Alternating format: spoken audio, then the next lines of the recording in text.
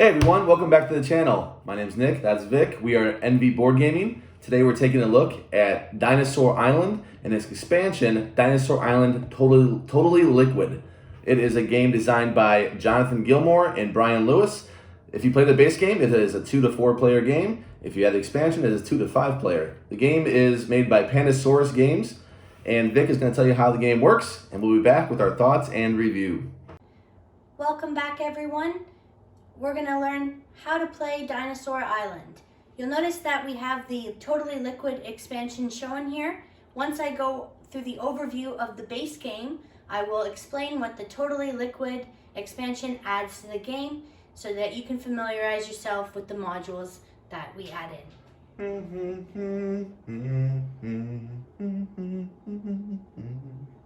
To start the game, players will first determine the length of game that they want to play.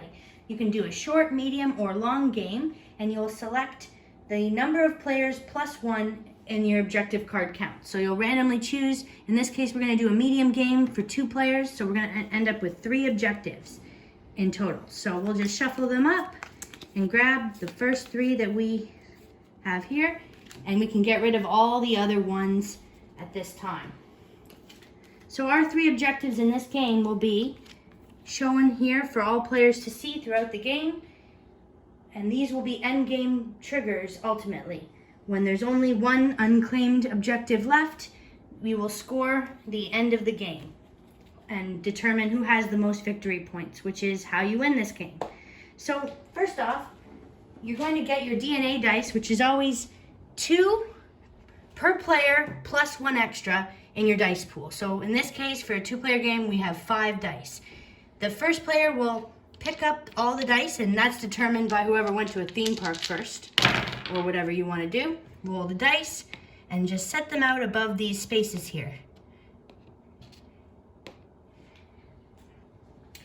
In phase 1, players will assign one of their 3 scientists to the to the phase 1 board space. So you notice that they're numbered 1, 2, and 3. So players can take their scientists and take turns doing so by choosing to place them on any of these spots. So for instance, if I were to put a 2-value scientist on one of these places here, nobody else can go to that spot. I've claimed it, and I will ultimately receive 2 times these 2 pieces of DNA. So 4 blue DNA. The next player will then take their turn by selecting one of their 3 scientist tokens and placing it on one of the available spots in phase 1.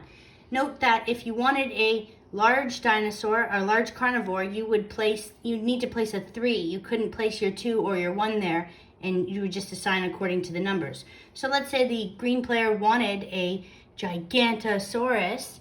They would place their 3, and they would immediately get to place this dinosaur recipe anywhere in their park, as long as there's nothing printed on the bottom of it and nothing obstructing you from placing it down.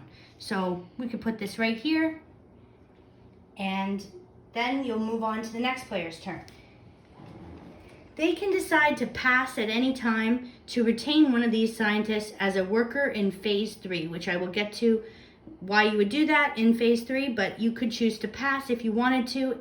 And it doesn't matter the value in phase 3, but we'll put that there and say that this person passed so that they could put another worker for phase 3. And back to the green player.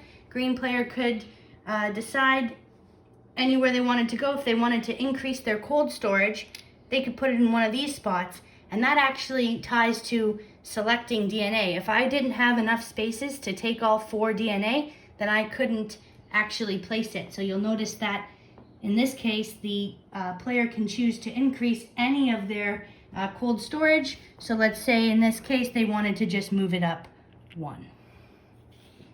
That way, the black limits will allow them to have more in the future. Players will continue taking turns assigning their scientists until they get to phase 2. And phase 2 is a market phase, so players will be able to do a number of things to upgrade their phase 3 board. So for instance, if they were going to buy any of these upgrades for their board, they would have to pay the cost beside each of the rows. If they wanted to buy an attraction, they would have to take the cost that's shown on the tile, so that little bottom left coin amount, plus the number that's on the row, so for a total of $9 for this one, and that would be the cost to place it on their board. The any of these personnel that you can add to your park, they would cost the amount that's shown on this blue board. So if you wanted the bottom one, it's 5, and so on and so forth. So players will take up to 2 turns in this phase each, one at a time, and then we will move on to the next phase, phase 3. Phase 3 will allow players to assign the workers that they have available to them and any of the spots that they've put out on their tableau. So this is just how you start out. If I didn't upgrade anything, this is what it would look like. I would, if you want to place any of these meeples, you need to look at how many meeples are required for the action. So if I put 1 here, that's fine. I can create 1 dinosaur as long as I have a recipe, or I want to make one of my basic dinosaurs that you start the game with. But if I wanted to make 2 dinosaurs, I'd have to actually put down 3 because this spot shows a ×2. So you can't do a second action unless you have those 2 extra meeples. For example, players can do this action actually simultaneously. So phase 3 is a totally simultaneous phase of the game, and you don't need to take turns doing it. Players will just put out what they want. You'll notice in this money spot, they can gain money in any order. If they decide to do 3 and 2, they get $5. If they do 3 and 1, they get 4, so on and so forth. If they choose to upgrade any paddock capacity or increase their security level, they will do so. And one thing I didn't mention in the first phase is any dice that were not claimed by players would actually get moved, the one with the highest amount of pips. So in this example, we'll just pretend that the 2 wasn't claimed, and we note that 2 will be added to the threat level when we get to phase 4. So in this case, if the player does upgrade anything, they will adjust their security level, or they can upgrade the paddock capacity so they can actually fit more dinosaurs, because you cannot put more dinosaurs than you have spots available. And these are extra tiles that are just up here, and the cost is commensurate with the paddock upgrade. So 2 dinosaurs, $2, 3 dinosaurs, $3, and of course 4 dinosaur capacity, $4, and they just go right over top of the existing paddock. So that would be phase 3. Those are sort of the options available to you. We'll say that this player did upgrade and they have to pay the cost associated to upgrade that. So they can do it 1 time and pay the cost beside it. Once you get beyond 10, it's always $5 for each additional security level. So moving on to phase 4, players will take the excitement level, which is noted at the top. Everybody starts with an excitement 1, but as you add dinosaurs to your park and you actually develop them through the dino recipe, you'll increase your excitement level by the number that's noted on the triangle. So if we go to the green player's board, you'll see that if he were to add this dinosaur, if he successfully fulfills these and spends these DNA, if he does happen to have them, he would be able to build that dinosaur, place them in the paddock, and their excitement level would actually increase by 3. So in this case, we would pretend that the green player had a 4 excitement level. This ties to how many meeples they actually get to draw out of this amazing bag. This bag is full of patrons and hooligans. Patrons are yellow and hooligans are pink. You don't want that many hooligans in your park because hooligans actually rush to the entrance and they take up valuable spots and don't earn you any income. So lucky for player, the green player, they got just regular paying patrons, so they'll actually receive $4 because these guys pay the admission cost. But let's take a look at what the first player, the purple player, will draw only, unfortunately, 1 patron because they never built any further dinosaurs and they don't have to deal with any hooligans. But for reference, that is what a hooligan looks like. They push their way to the front and they actually take up the spots before your paying customers actually get to go on the board. So that's how you play that. You would just take them out and then you'll start to assign them. So players will put them out on the spots that they have available. Note that you cannot put more meeples than you have dinosaurs in the dinosaur exhibits. So even though it shows 4 meeple spots, you cannot put more than you have dinosaurs in the paddocks. And there are different rewards that are gained, as you can see in these spaces. Sometimes they're a VP, or it could be $1, or it could be either or, and the player can choose, as you see in this example of the Raptor Nuggets attraction. So something to be mindful of. Once all the players have placed their patrons and hooligans on their player boards, so this green player would have put this guy out here, one here. Note that they didn't have an extra spot, so this player never makes it, or sorry, this patron never makes it onto this player's park, and they will not score any points for that patron. But we will take a look at the player's security level. And if we say that this player would have maybe upgraded knowing that their threat level increased by 2, because your threat level, when you build a dinosaur in phase 3, every time you put one out, it goes up by the pips depicted on the spot there. So this player would actually be a 3 threat, and they would have saw that ahead of time and wanted to adjust it. However, they didn't adjust it enough, because we know that 2 more pips will be added, and you don't have to physically move this, but you have to be mindful of that, because if you are not equal to or greater than the threat level in your security, the patrons will start to get eaten. And if they get eaten, No. you will lose 1 victory point No. per hooligan that's eaten in that case. And you actually score 1 victory point per surviving patron on your board. You never score any victory points for hooligans that are left behind, and unfortunately the dinosaurs tend to eat your paying customers first. But we were lucky we didn't draw any of the pink meeples, but that's something to consider for sure. Players will continue to players will have the chance to now look at the objectives. It was the first round of the game, so you probably didn't achieve any, but if you had achieved them, players will take one of their corporation tokens that has their symbol on it and just place it out on the objective if they had achieved it. Players will continue doing all 4 phases of the game until there is only 1 unclaimed objective left. At that point, the game will end. Players will still have a chance to score the objective as long as it's the same round that the other player achieved it. However, if I had scored this in the previous round, my opponent could not put their corporation token out on this objective unless it's the same round that I achieved it. So it's only 1 objective per player unless the player also scores it at the same time. So we'll just pretend that that player had gotten that one. And by adding up your victory points that are shown on any of your attractions, so you'll take a look at here, this one would score you 1, for example, if you had added it to your park. And any of your dinosaurs, which are all shown here, they all have different victory point totals as well. So you'll add up as many as you have. So if I had put out 2 of these dinosaurs, I would get 14 points alone from those dinosaurs. The player with the most victory points wins the game. And if it's a tie, you'll look at how many coins each player has left. And if it's a further tie, the players share the victory. And that's how you play Dinosaur Island.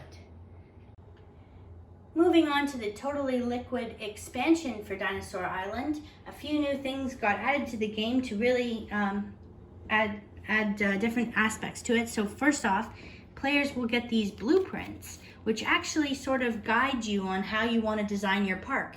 And the closer that you match these elements, for instance, a attraction that you match exactly in those spots, or these particular types of dinosaurs, you'll get more points at the end of the game, the closer that you score to the blueprint. Another thing that's added, I actually forgot to mention in my explanation of the base game, is more of these plot twists, which really change up how the game is played. So in this case, a player each player would get to add one additional specialist, which I mentioned up here, one of these cards. Normally you can only have 3, but this will allow you to have up to 4, unless you have a special ability that changes that. But this is interesting. So there's a number of different plot twists. Players can choose how many plot twists they want to include in their game, depending on what sort of elements they like to change or how they want to control the type of game that they play. And I'll let you review that deck and see all the choices yourself. Executives and facilities will be drafted by players, and these players will actually get to choose in a sort of snake order. So for example, one executive is Moneybags here. You can see the description. They're able to control the market phase and make money off of different cards that are purchased or discarded. These facilities are paired with these executives, and they give you different abilities. There's sort of a sideboard that you add to your main player board, and they allow you and only you to go to those spots and do those actions. The interesting thing as well is that you get to add these executive meeples, and they are the ones that go out to these spots to perform the action. Additionally, these PR cards are added to the game, and these are just different events that change up how the end of the game is scored. So in this case, you would score 4 VPs for each marine creature. And marine creatures are another great addition to the game. Players will pay the cost or the level scientist that's associated with the marine creature. So in this case, the 2 scientists would need to be placed here in order to get the Tylosaurus, and these are placed just the same as the other dino recipes that players get to pick from with the large carnivores and the herbivores. Another element of the game is this module selector. So this makes it really easy for players to get the game set up without having to make tough choices, because it tells you what you should do to augment your game. So you can just select these at random, and it will tell you if you don't want to add all of the new modules, it'll kind of guide you in how you want to set up your game. Another thing that's added is these additional upgrades for your Phase 3 board, where players are able to upgrade their different abilities or have more spots to go to on the construction tabs. And those ones here, these gold ones, can only go on top of these spots. They can never take up over top of these ones. New dice are also added, and these require your level 3 scientist to be assigned if these faces were to come up. So in this example, let's say we had played with this expansion and this dice came up, you would get to put your level 3 on there to get that bonus. And that's what the Totally Liquid adds to the game. All right, now we're back with our thoughts on Dinosaur Island and the expansion Totally Liquid. First, we'll start with the base game. I'm giving the base game a rating of 8.8. It is a very good worker placement game. There are several stages of worker placement, so that's cool if you like worker placement. I really like my favorite, I'd say, would probably be phase... It's anything but 1. I think the whole game, really, every phase is good, but 1 is the weaker of the 4. That's when you're assigning your scientist. It's still fine. It still fits in perfectly, but I like doing my own board, assigning my meeples there. In the bag at the last phase, it's okay. But I noticed one thing that I'll say, and normally in games I don't root against Vic really. In this game, I'm rooting for her to get those hooligans because it means less hooligans for me, and I know she's rooting for me to get hooligans too. So it's a game that really encourages you to root against your opponent more so than other games. I mean, normally you're not really actively cheering for your opponents, but I don't want anything bad usually to happen that throws their game off. I just want to win on my own. In this game, I'm actually rooting against. I'm hoping those hooligans come out for Vic, so it's a little interesting. What do you got, Vic, for this game? The base game, I scored a 9.1. This is a huge game for me. I love dinos. It's the best. Great theme. Love all the different phases. Even the first phase for me, I do agree though, something more could have been done maybe with that. But it is the phase where you get to kind of decide on the dino recipes. So that's kind of a fun element of it, is getting to pick the different types of dinosaurs that you're going to add. and look at the threat level that they're going to add to your park. And even picking the dice at the beginning has an element at the end that if you want to be the hero and prevent extra threat, and then maybe take something a little less desirable, that's kind of a fun part of it. And, the take that part to, rooting for your opponent's park to just have dinosaurs go wild and eat all the patrons is pretty funny. So I do really enjoy the game, and I'll tell you, I scored the expansion higher, and I think it really adds to the game. I mean, sometimes you don't want to play with all the modules. That's okay. You don't have to. Still just as fun. Sometimes we cut out the executives in the facilities, like the last time we played, and we will... just get to have a choice in that regard. And also the fact that you can make the game short, medium, or long, depending on the objectives. I think that's really great too. What did you score the expansion? Expansion, I give a high score. Not as high as the base game. I give it 8.5. It does have a lot of modules. It's not a small expansion, so that's cool. It needs its whole new box. It's hard to fit things in because there's so much stuff. So I couldn't get the 9s though, because there are modules that I'll just never use. Really, well, I might, but just to change things up if I play too much. Mm-hmm. But as it is, I don't like the executives as much. It adds a little too, I don't know. It's a little, I don't want to finicky. I don't know. It doesn't. When I look at it and I read the board, it's not self-explanatory. I have to reference the rules of each one of them pretty much.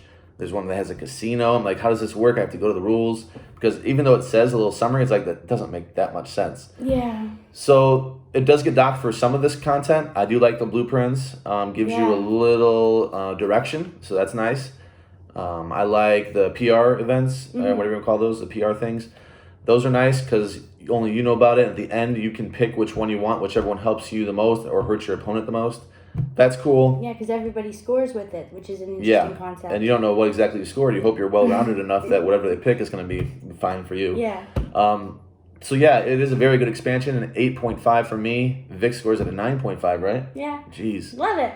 Yeah, that's cool. So I don't know, what do you think about themes in games? Let us know in the comment section below what your favorite theme is for a game. And don't forget to like this video and subscribe if you haven't already. Thanks so much for joining us today. We'll see you next time. See ya. Bye.